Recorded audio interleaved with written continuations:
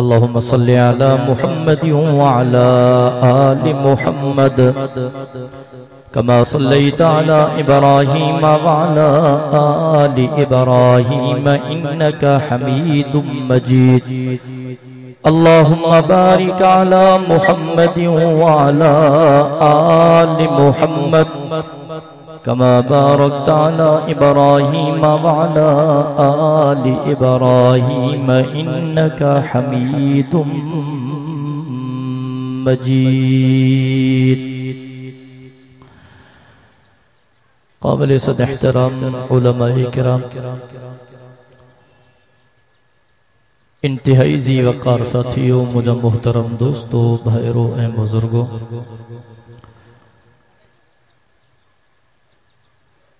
تو ایسا جو ہے عظیم الشان سرتاج الانبیاء صلی اللہ علیہ وسلم جلسے میں برادران اسلام حاجی گل حسن مشوری صاحب، حاجی محمد قاسم چانگ صاحبان کی دعوت پنج انتہائی محسن استاذ العلماء حضرت مولانا سائیں عبدالعلیم گھانگھرو صاحب جن جے حکمت ہے اللہ جے پاک قرآن جی محفل میں یقیناً محض اللہ رب العزت کے راضی کرنے جی نیت سانگد اتھیا ہوں۔ دعا ہے تا اللہ تبارک و تعالی توہائیں سانجی ہن حاضری کے منظور و مقبول فرمائے۔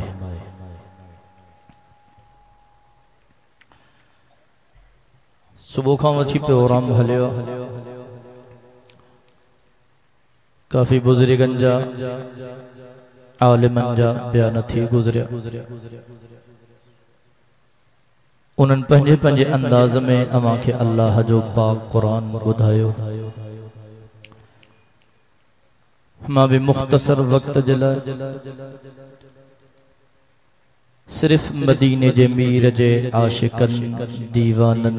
پروانن اے مستانن جی لسٹ میں پہنجو نالو لکھرائن جی نیت سا حاضر تھیو ہاں۔ دعا ہے تا اللہ تبارک و تعالی مکھے صحیح سمجھائن اما کے صحیح سمجھن اساں سبنی کے تمام گالن جے متھا عمل کرن جی توفیق نصیب فرمائے۔ مسلمانوں یقیناً ہن اجتماع میں جے قابل ساتھی موجود ہیں، یہ مدینے جے میر جا عاشق ہن، دیوانہ ہن، پروانہ ہن، حضور اساں پیار کرن وارا ہن، محبت کرن وارا ہن۔ اب حضور جا عاشق بیٹھاؤ نا سمورا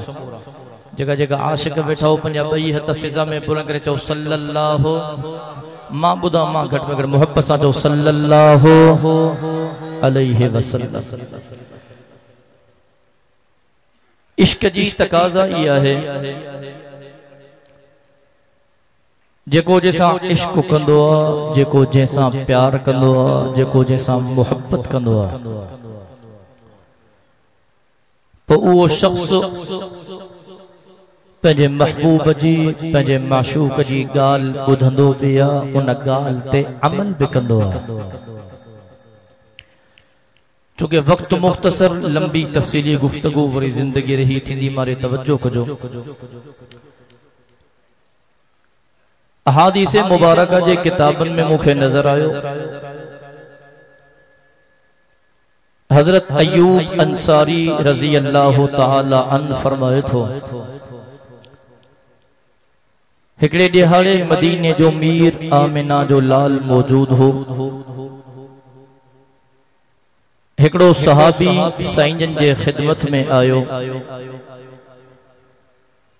اے عرض کی سائیں مکھے مختصر کا نصیحت کیو، سائیں مکھے مختصر کا نصیحت کیو۔ مدینے جے میر ان کے مختصر ہی نصیحت فرمائی، مارے توجہ کو جائیں۔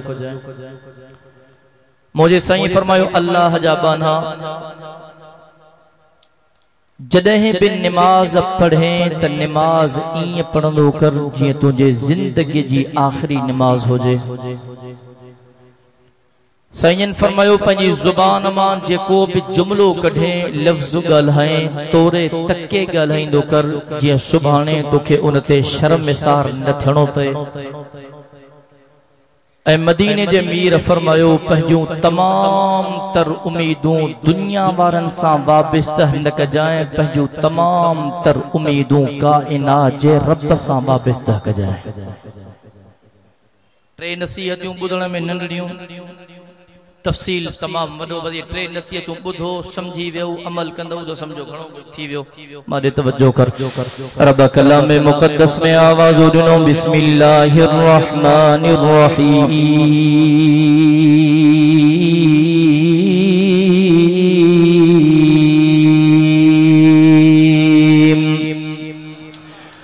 कुल इन कुंतुम तुहिब्बूनल्लाह फत्तबिऊनी युहिब्बुकुमुल्लाह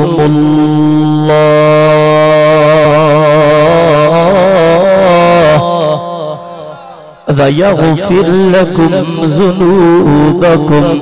अल्लाहु अकबर कबीरा।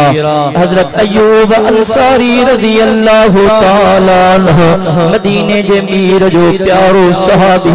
मुझे साईं जो जानिसार वफादार आमिना जे लाल जो सच्चो यार। चतो हिकड़े दिहाड़े मदीने जो मीर आमिना जो लाल मौजूद हो। हिकड़ो सहाबी साईं जन जे खिदमत में आयो, अदब सां घोड़ा भजी वेठो। चतो फिदा का अबी व उम्मी या रसूल अल्लाह सल्लल्लाहु अलैहि वसल्लम। ओ मोजा साईं मोजो अब्बो तहां ते कुर्बान, साईं मोजी अम्मा तहां ते कुर्बान। साईं मुखे मुख्तसर का नसीहत कयो, आदे तवज्जो कजाए। मदीने जे मीर फरमायो अल्लाह जा बाना जॾहिं भी नमाज पढ़े उन नमाज के इं पढ़ जाए जब तुझे जिंदगी की आखिरी नमाज हुजे। अल्लाहु अकबर कबीरा। अॼु सां पंहिंजे जिंदगी ते नज़र कयो,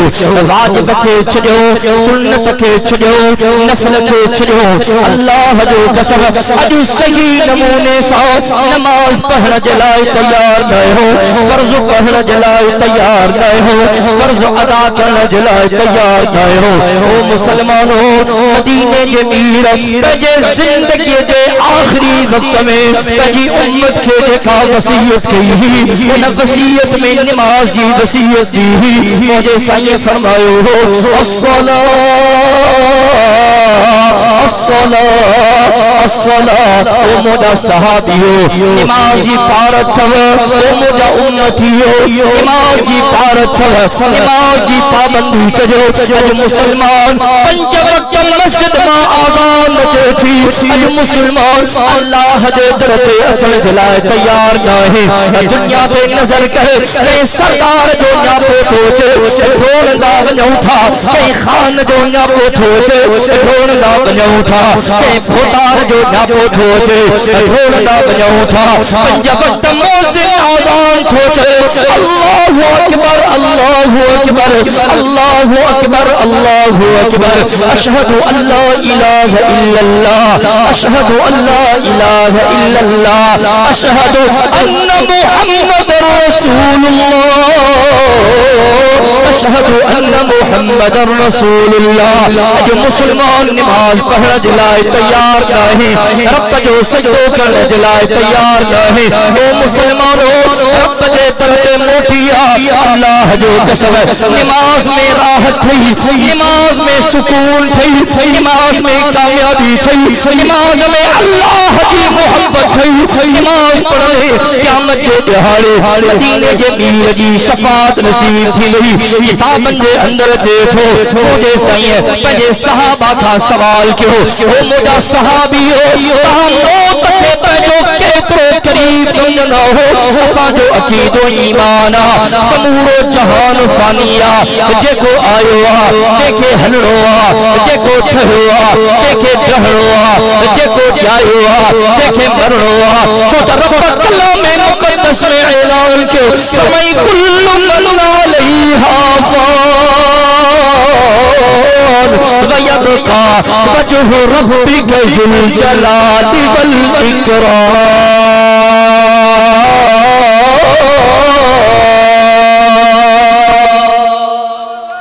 رب اعلان کرے چھڑو او دنیا وارو سمورو جہان فانیہ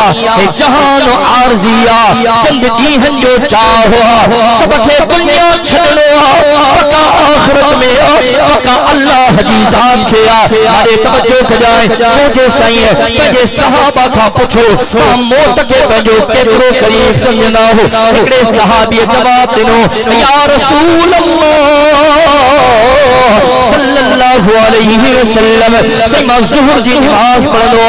عصر دی نماز دی خبر نہ ہوندیا نصیب تھیندی علائن سین اے صحابی کا پوچھو سیما عصر دی نماز پڑھ لو مغرب دی نماز دی خبر نہ ہوندیا نصیب تھیندی علائن ہمارے توجہ کجائے اے آمینہ جو لال اے اللہ جو محبوب اے نبی جو سردار نبی رسول جو پگدار نبی کائنات جو مہدار نبی اللہ جو دلبر نبی جو افسر شافی محشر ساقی کوثر بلند و بالا قدر رحمت جو سمندر مدینے کے میر فرمایو او مجھا صحابیو تہم موت کے خلق سمجھو اللہ اکبر مجھے صحیح فرمایو نماز التحیات میں ہونوہا اکڑو سلام فیرینوہا محمد کریم کے یقین نہ ہونوہا جو سلام تم علائن موت 11,000 جو چھڑوہا لا یستاخرون ساعتا ولا یستقدمون. ارے توجہ کر جو انسان پہلی ذات نظر کے ہو آخرت کی تیاری کون ہے اعمال نامے میں عمل کون ہے نماز کون ہے روزہ کون ہے زکات کون ہے کعبۃ اللہ جو حج کون ہے غریبن کی خدمت کون ہے مسکینن کی خدمت کون ہے یتیمن کی خدمت کون ہے بیوہ عورتن کی خدمت کون ہے ابے جو ادب کون ہے اماں کی حیا کون ہے. ہمارے توجہ کجائے بادشاہ سلیمان بن عبدالملک رحمت اللہ علیہ ایکڑے دہاڑے وقت جو ولی اللہ گزروا حضرت حازم رحمت اللہ علیہ جو سلیمان بن عبدالملک ان وقت کے ولی اللہ جے خدمت میں آئے. ہمارے توجہ کجائے تو جو ایمان تازو تھینو ان سلیمان بن عبدالملک ان وقت کے ولی اللہ کا سوال کیوں کسی مجھو سوال مجھے جواب جو انسان کے موت کا بھوچو تھو انسان کے موت کا خوف چھو انسان موت کا چھو اللہ اکبر ان بزرگ جواب دنو اللہ جابانا موت کا بھوچ مجھے کرے تو انسان دنیا دے اندر آئیو آخرت کے آباد کرنے جلائے آخرت کی تیاری کرنے جلائے لیکن انسان دنیا میں ایدو غافل تھیو اسا آخرت کے برباد کرے چھڑیو سے آخرت کے تباہ کرے چھڑیو سے اسا دنیا کے آباد کرے چھڑیو سے دنیا جو کوئی انسان جنہیں آبادی کھا بربادی جی طرف بھی دوہا ڈاٹھو پریشان تھی دوہا انسان جنہیں عمل چنگا ناہل جنہیں موت جو وقت ہوتے یہ انسان موت کھا ڈھے تھو خوف سکا تو تھی بنے آبادی کھا بربادی جی طرف تھوڑے. اللہ اکبر سلیمان بن عبدالملک ان وقت کے ولی اللہ حضرت حازم رحمت اللہ علیہ کا جو سوال کیوں کسی مجھو سوالا مکھے بدایو تسہی مرن کھا پو اساں جو چھاحال تھی دو. اللہ اکبر ان بزرگ جواب دنو کہ اللہ جا بالا پہجے زندگی کے اللہ جے پاک قرآن سا بھیٹائے کہ جواب ملی ملو رب جے بارگاہ میں با انسان ہے ہکڑا اوے انسان جن جی زندگی اللہ جے حکم جے مطابق گزری جن جی زندگی مدینے جے میر جے نقشے قدم تے گزری جن جی زندگی صحابہ جے نقشے قدم تے گزری رب انجل قرآن میں اعلان کرے چھڑو کہ تو ان الابرار لفی نعیم ما رب کریم انن بانن جلائے جنت کے پیار کرے چھڑوا جنت جا نظارہ ہونا وڈا پھل فروٹ ہونا وڈے پروٹوکول ہی یا اوہ انسان جن جی زندگی اللہ جے حکم جے ابتر گزری نہ نماز نہ روزو نہ زکات نہ حج مارے توجہ کجائے سڄی زندگی گناہن میں سڄی زندگی معصیت میں سॼی زندگی اللہ جے نافرمانی میں رب انہن جے لاءِ بے فرمائے چھڏيو چتو وَإِنَّ الْفُجَّارَ لَفِي جَحِيمٍ رب کریم نافرمان بالن جے لاءِ جہنم کے پیار کرے چھڏيو مارے توجہ کجائے حضرت سلیمان بن عبدالملک ان ولی اللہ کا سوال کیو کسی جہنم کی گال ٹھوکرے تو رب جی رحمت کارے وئی رب جی رحمت ڈاڈھی وسیع ان بزرگ فرمایا ان رحمت اللہ قریب من المحسنین اللہ جی رحمت مومن احسان کرن وارن جے قریبا وقت مختصر ہماری توجہ کر جائیں پہریوں سوال صحیح موت کا بھوچو تو تھے جی عمل چنگا کون ہم ترے موت کا بھوتو تھے بیو سوال صحیح مرن کا بھو چھا حال ہوندو جی عمل چنگا ہوندا ان الابرار لفی نعیم عمل برا ہوندا وان الفجار لفی جہیم جی صحیح رب جی رحمت جی ان رحمت اللہ قریب من المحسنین توجہ کر جائیں جی صحیح بلا مکھے بدھایو تا قیامت جے دہاڑے اساں رب جے بارگاہ میں کیے پیش تھیندا سے ماری توجہ کجائیں ان بزرگ فرماयो بن قسمن جا مانو رب جے بارگاہ میں پیش تھیندا ہکڑا اوہے جکا اللہ جا فرما بردار بیا اوہے جکا اللہ جا نافرمان فرما بردار این پیش تھیندا کہ دنیا تے نظر کر کو مسافر ہو جائے 5 سال باہر ملک میں رہو 10 سال باہر ملک میں رہو 15 سال باہر ملک میں رہو جڑے اوتا واپس پنجے گھر ایندو وڈا استقبال تھیندا ہن وڈا انعام تھیندا ہن وڈا اکرام تھیندا ہن ان جی خوشی بڑی خوشی بیان نہ کرے سگھدو چین جگہ نیکو کار بارا ہوندا جنہیں قیامت جے دہاڑے رب جے بارگاہ میں پیش تھیندا انہن جو حال این ہوندو جے مسافر پنجے گھر موٹندو اب گال سمجھ میں آئی نا اے بیا اوہے ماڑو جن جی زندگی اللہ ہے اللہ جے رسول جے حکم جے ابتڑ گزری مارے توجہ کرے اللہ بچائے مارے توجہ کرے چین کو مجرم ہو جے جیل کا بھگل ہو جے پولیس کا بھگل ہو جے 5 سالن کا پو 8 سالن کا پو 10 سالن کا پو وہ مجرم گرفتار تھی ویو جے پولیس جے پکڑ میں ایندو ان مجرم جو چھا حال ہوندو ان کا پچھو جے اللہ جا نافرمان ہن قیامت جے دہاڑے انن جو ایو حال ہوندو سلیمان بن عبدالملک ڈاڈھو رہے پہ وقت جو بادشاہ ہو تمام وڈو نیک ہو مارے توجہ کر جائیں چیزیں آخری مجھو سوالا مکھے بدھایو تے صحیح تہاں نماز کیے پڑھندایو اج اساں جے نماز جا حال پہ آہن نہ با ہاں صحیح ایکڑو امام صاحب نماز پہ پڑھائے مقتدی کڈ نماز پڑھی امام صاحب سلام پھیرو مقتدی اٹھی بیٹھو چیزیں نماز تا اثر جی 3 رکعتوں پڑھائی یا 4 رکعتوں نتھیا امام صاحب جو بابا ماں 4 رکعتوں پڑھیا سری جماعت خاموشا تو ہکڑو بیٹھو بلا کو دلیل تھئی دے وقت مختصر ما شاڑ تو کیا چی صحیح ما جڑے پہ اثر جی نماز تا جے پویا پڑھندو ہاں شام جو وقت اثر جو ٹائم ما پنجے 4 رکعتن میں مجا 4 کاروبار ہر رکعت میں ما ہکڑے کاروبار جو حساب کندو ہاں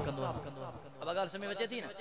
صحیح 3 کاروبارن جا حساب کتاب تھی ویا چوتھو رہ جیو منا پک تھی یا تا چوتھی رکعت نماز نہ پڑھایا رہلا اسانی نماز جا حال آئیے مارے توجہ کر حضرت حازم رحمت اللہ علیہ فرمایو نماز پڑھنے جلائے سب کھاں پیریاں ماں وضو کامل کنو ہاں وضو اسا وانگر نہ گرڑی کئی نہ کئی نہ کمے پانی ودو نہ ودو خلال کيو نہ کيو ڈاڑی میں پانی ويو نہ ويو ہی جو ہوندا تے منہ کے پانی نہ ملک سجو پسی ویندو چھکے چھک بابا بار لہنو نا محبت سے نماز پڑھوں کو نہ بار لہنو بار بابا نماز پڑھوں فرض لہے جان چھٹے بس گل کی سمجھو ہماری توجہ کر جائے حضرت حازم رحمت اللہ علیہ فرمایو سبقہ پریا ما کامل وضو کندو ہاں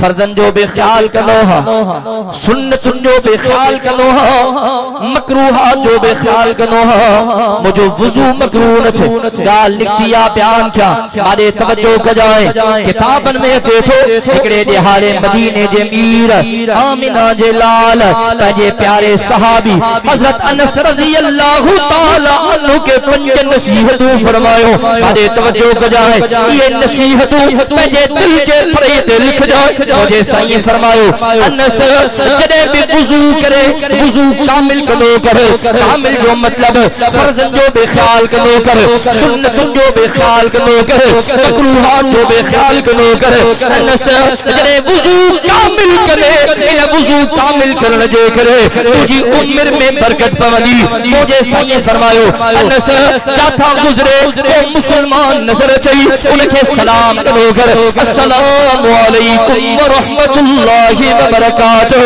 अॼु दुनिया ते नज़र कर अॼु असां अंग्रेज़नि जे नक्शे कदम ते था हलो हाय हाय लगी पईया हेलो हेलो लगी पईया ओ मुसलमानों सलाम मदीने जे मीर से गारियो अस्सलामु अलैकुम व रहमतुल्लाहि व बरकातहू माना ते नज़र तकर तो ते सलामतियूं हुजन अल्लाह जो तो ते रहमतूं हुजन अल्लाह जो तो ते बरकतूं हुजन अल्लाह जो तू सलाम करे तो मुसलमान तोखे जवाब दींदो तो वालेकुम अस्सलाम व रहमतुल्लाहि व बरकातहू ओ मुंहिंजा भाउ तोते बि अल्लाह जो सलामतियूं हुजन तोते बि अल्लाह जो रहमतूं हुजन तोते बि अल्लाह जो बरकतूं हुजन अरे तवज्जो कर मदीने जे मीर फरमायो अनस वुज़ू कामिल कजा इन कामिल वुज़ू करण जे करे तुंहिंजी ज़िंदगी में बरकत पवंदी को मुसलमान नज़र अचई उनखे सलाम कजाए सलाम करण जे करे तुझे नेकिन में बरकत पवंदी मुझे साईं फरमायो अनस तेरे घर जे अंदर दाखिल थे बड़े आवाज सा सलाम करो कर बड़े आवाज सा सलाम करो कर अज दुनिया ते नजर कर अज इंसान घर का बेजार घर वारन का बेजार बच्चन का बेजार औलाद का बेजार अज नफ्सा नफ्सी जो आलम थी वियो ओ मुसलमानो पंजन बच्चन सा प्यार कयो पंजन बच्चन सा मोहब्बत कयो घर वारी सा प्यार कयो घर वारी सा मोहब्बत कयो अल्लाहु अकबर कबीरा मुझे साईं फरमायो अनस तेरे घर जे अंदर दाखिल थे तुझे घर वारन के सलाम करो कर इन सलाम करण जे करे तुझे घर जे अंदर बरकत पवंदी मदीने जे मीर फरमायो अनस चाश जी नमाज जी पाबंदी कंदो कर चाश जी नमाज या ज़वाल का पेरिया पेरिया पढ़बी आ मदीने जे मीर फरमायो अज खां पेरिया जिन जिन चाश जे नमाज जी पाबंदी कई ये अल्लाह जा महबूब बन जी विया अल्लाह जा प्यारा बन जी विया ये कामयाब बन जी विया ये जन्नत जा हकदार बन जी विया चार नसीहतूं पंजी मदीने जे मीर फरमायो अनस बदन जो अदब कंदो कर नंढन ते शफ़क़त कंदो कर बदन जो अदब कंदो कर नंढन ते शफ़क़त कंदो कर ये करने जे करे क़यामत जे दिहाड़े मां मोहम्मद करीम जो साथ नसीब थी नहीं गालियों नंढड़ियों कम वडो मां तफसील में नथो वञा वक्त ना मारे तवज्जो कर अल्लाह अकबर हजरत हाजिम रहमतुल्लाह अलैह फरमायो सब खां पहिरियां मां वुज़ू कामिल कंदो हां कामिल वुज़ू करे मां ईंदो हां जाए नमाज से बीहंदो हां पंहिंजो चेहरो काबतुल्लाह जे तरफ कंदो हां ख्याल इहो कंदो हां मां काथे बि हुजां मुंहिंजो ख्याल इहो हूंदो आहे त काबतुल्लाह मुझे बिल्कुल साम्हूं आहे पहिरियां इहो ख्याल कंदो हां काबतुल्लाह मुझे साम्हूं मां काबतुल्लाह के ॾिसां थो पहिरियां इहो ख्याल कंदो हां पोइ ख्याल कंदो हां जन्नत मुझे सॼे पासे आ मां ख्याल कंदो हां जन्नत मुझे सॼे पासे आ मां ख्याल कंदो हां जहन्नम मुझे खॿे पासे आ मां ख्याल कंदो हां मुझे पेरन जे हेठां पुल सिरात आ अल्लाहु अकबर कबीरा मां ख्याल कंदो हां जन्नत साॼे पासे जहन्नम खाॿे पासे मां ख्याल कंदो हां पुल सिरात मुझे पेरन जे हेठां है अरे तवज्जो कजाए मां इहो ख्याल करे नमाज पढ़ंदो हां त रब अलीम बिया रब खबीर बिया रब बसीर बिया काइनात जो रब ॾिसे बिथो काइनात जो रब ॿुधे बिथो हिन मजमे में कोई अहिड़ो आहे जो ईअं नमाज पढ़ंदो हुजे असांखे त नमाज में इहा बि ख़बर न हूंदी आहे त पोइ रकात में सूरत कहिड़ी पढ़ी आहे अल्लाह जो कसम जिम्मेदारी सां ॻाल्हायां मेरी जिंदगी का मकसद तेरे दिल की सरफराजी थक जी पिया हो ताई थकावट जो एहसास आ सुबह का बैठा हो मोहब्बत सा जो सुभान अल्लाह मेरी जिंदगी का मकसद तेरे दीन सरफराजी, मैं इसीलिए मुसलमान, मैं इसीलिए नमाजी। जिन्हें बादशाह सुलेमान बिन अब्दुल मुलक हजरत हासिम रहमतुल्लाह अलैह खान नमाज इं बुधी मारे तवज्जो कजाए ज़ारो कतार रोए पियो ची सही काश सईता घणन सालन खां घणन ॾींहंनि खां नमाज इं पढ़ंदा हो। हजरत हासिम रहमतुल्लाह अलैह फरमायो 40 साल थी विया आहिनि, 40 सालन खां मां नमाज इं पढ़ंदो हां। सुलेमान बिन अब्दुल मलिक फरमायो सईता 40 सालन खां नमाज इं था पढ़ो, अल्लाह जो कसम जेकॾहिं असांजी ज़िंदगीअ में असांखे हिकिड़ी नमाज अहिड़ी नसीब थी वञे असांजा बेड़ा पार थी वेंदा। जिंदगी में हिकड़ी नमाज एड़ी नसीब थी वने मुसलमानों। सब का पहली गाल वक्त मुख्तसर मदीने जे मीर फरमायो नमाज इं पढ़ो जे जिंदगी जी आखिरी नमाज हो जे। मुझे सही बी नसीहत कई मारे तवज्जो कर, जुबान मा कुछ गाल है त सोचे समझी गाल है जाए। बंदूक मा निकतल गोली, लांचर मा निकतल राकेट, गाल समझो था। हां कमान मा निकतल तीर ये वापस नहीं आइन बाबा, निकता त निकरी विया। हजरत अली रजी अल्लाह ताला उन जो कोला त जेकरे तरार जो जख्म आ, नेज़े जो जख्म आ, तीर जो जख्म आ, ये गाव भरजी विंदा, आरज़ीन भरजी विंदा। जेको ज़बान जो जख्म आ इन जो घाव न भरजंदो आ। ॾाढो ॾुखियो जख्म आ, ॾाढो सोचे समझी ॻाल्हायो, सुभाणे पशेमान थियो अब कहिड़ो फ़ाइदो। इनको घणो तफसील ताकि हिं समझाए मारे तवज्जो कर। अॼु चङा भला पाण में त चिड़न था कन था पंजी जगह थे, अल्लाह जो कसम चङा भला अॼु वक्त जे जयद उलमा जे शान में गुस्ताखी था कनि, गलीज़ न बल्कि गंदी तरीन जुबान था इस्तेमाल कन। गंदी तरीन मुसलमानों नक्यो नक्यो। मदीने जे मीर फरमायो आखिरी वक्त में मारे तवज्जो कजाए, मदीने जे मीर फरमायो आखिरी वक्त में जरे मानू आलिमन जी इज्जत न कन, आलिमन जो अदब न कन, आलिमन जो एहतराम न कन, इल्म वारन जो ख्याल न कन। ओ जे साईं फरमायो टिन शइन जो इंतजार कजो, टिन शइन जो इंतजार कजो, हे गालियो पजे दिल जे फरहियत लिख जाए। मदीने जे मीर फरमायो जरे मानू आलिमन जा बेअदब थींदा सब खां पहिरें नंबर ते उनन जे रिस्क मां बरकत खत्म थी वेंदी। अब रिस्क में बरकत आए जेको जातिया परेशान सब खां पहिरियां उन जे रिस्क मां बरकत खत्म थी वेंदी। मदीने जे मीर फरमायो ॿियो उनन जे मथां हाकिम अहिड़ा मुसल्लत थींदा। हाकिम ॾिठा अथव न हाकिम, हां वट सठी बाबा न थी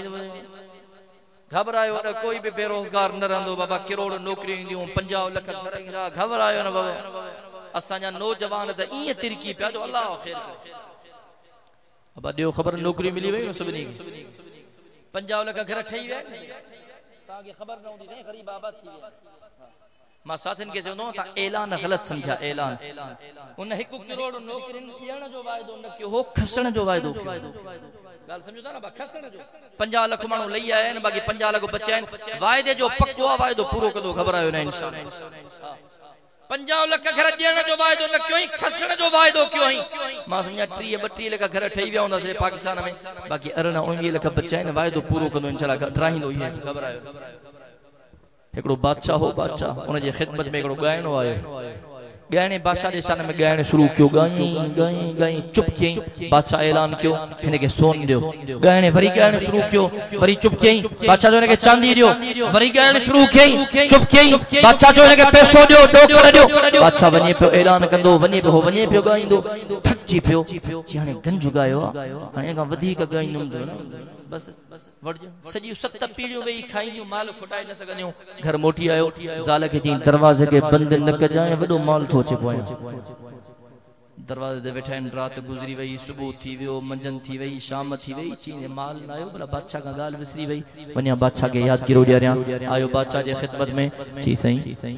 तव्हांजो सामान मूं वटि न पहुतो, अमानत मूं वटि न पहुती। चई कहिड़ो सामान? चई कल्ह मां तव्हांजी ख़िदमत में ॻायां पियो, तव्हां वॾा ऐलान कया हा, सोन ॾियो, चांदी ॾियो, पैसा ॾियो, ॾोकड़ ॾियो, हेरा ॾियो, जवाहरात ॾियो, साईं कुझु न पहुतो आहे। पर तवज्जो कजांइ, बादशाह चयो अल्लाह जा बाना तूं ॻाए करे मुझी दिल के पे खुश करे तू गाए करे मुझी दिल के पे खुश करे मां ऐलान करे तुझी दिल के पे खुश किया हे लेन देन जो मसलो कराची वियो डेवट कराची वे जान छर त मोचड़ो न खाए अगर हे ऐलान ता बे खुश थी वियो अगला बे खुश थी विया अल्लाह अल्लाह खैर सलाम मदीने जे मीर फरमायो एक रिस्क मा बरकत खत्म बियो हाकिम एहराम मुसल्लत थींदा मुझे साईं फरमायो अल्लाह तमा सा सबनी के टी गाल खां बचाए मदीने जे मीर फरमायो जरे मानू आलिमन जी इज्जत न कंदा टी गाल हुजूर फरमाई त उन जो मौत कलमे ते न थींदो अल्लाह से पनाह दे अल्लाह से अल्लाह जो कसम न किताबों से न वाज़ों से नजर से पैदा न किताबों से न वाज़ों से नजर से पैदा इस्लाम होता है बुजुर्गों की नजर से पैदा नमाज ये पढ़ जाए ये तुझे जिंदगी जी आखिरी नमाज हो जाए मुझे साईं फरमायो जुबान मा को जुमलो गलहाई तो के तरे गलहा जाए सुभाने पशेमान न थे ए मदीने जे मीर फरमायो दुनिया वारन में कह शे जी उम्मीद न रख जाए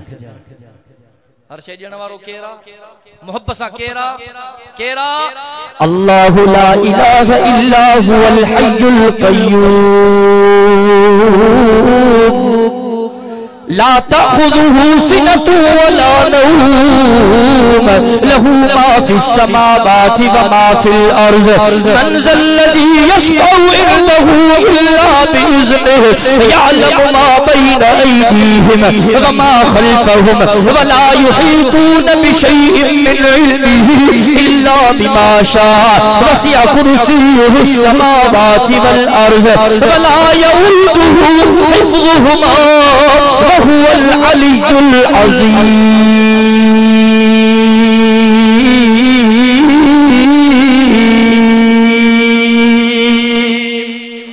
ओ मुसलमानों इबादत के लायक अल्लाह हाजत रवा अल्लाह मुश्किल कुशा अल्लाह हर जगह मौजूद अल्लाह वाजिबुल वजूद अल्लाह अल्लाहुल हुयूब अल्लाह आसमान के खल्क वारो अल्लाह ज़मीन के बिछाए वारो अल्लाह सच्चा को रोशनी देने वारो अल्लाह चंद के चांदो की देने वारो अल्लाह सितारन के जय रोशनी देने वारो अल्लाह समुंदर दरियान के खल्क वारो अल्लाह जानवर परिंदन के खल्क वारो अल्लाह इंसान जिन्नन फरिश्तन के खल्क वारो अल्लाह रिज़्क़ देने वारो अल्लाह इन्नल्लाह यरज़ुक़ु मन यशाअ बिग़ैरि हिसाब औलाद देने वारो अल्लाह औ युज़व्विजुहुम ज़ुक्रानन व इनासा व यजअलु मन यशाअ अकीमा जिंदगी जो मालिक अल्लाह मौत जो मालिक अल्लाह मिन्हा खलक़नाकुम व फीहा नुईदुकुम व मिन्हा नुखरिजुकुम तारतन उखरा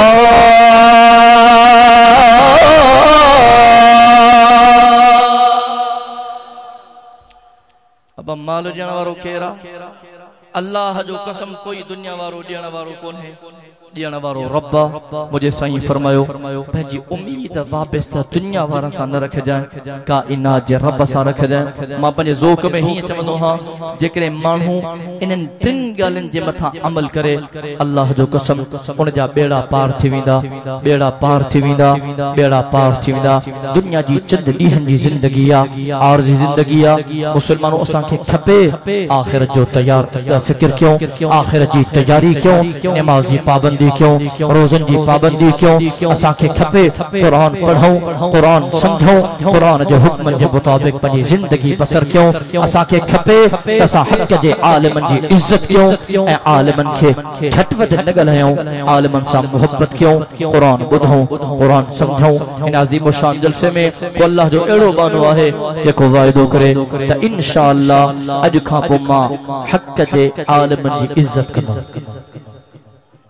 عالمن جی عزت کر بیا انشاءاللہ اج وعدو کیو تا انشاءاللہ ما وقت کڈھی عالمن کا قرآن بدھنم قرآن سکھدم قرآن سمجھنم اے قرآن سمجھی کرے قرآن جے حکمن جے مطابق پنجی زندگی گزاریدم سب کا آخر میں وہاں خدمت میں دعوت عرض کیا